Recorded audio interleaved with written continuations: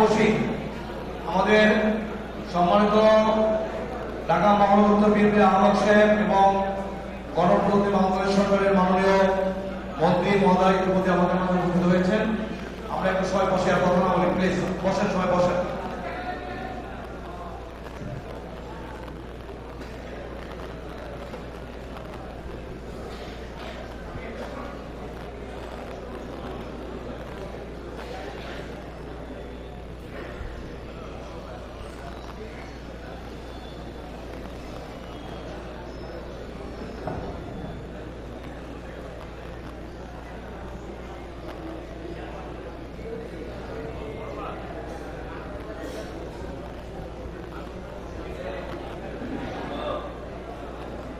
ঠিক আছে, উনি আসার আগে আমরা একটু রোল কলটা সারিয়ে পড়েন।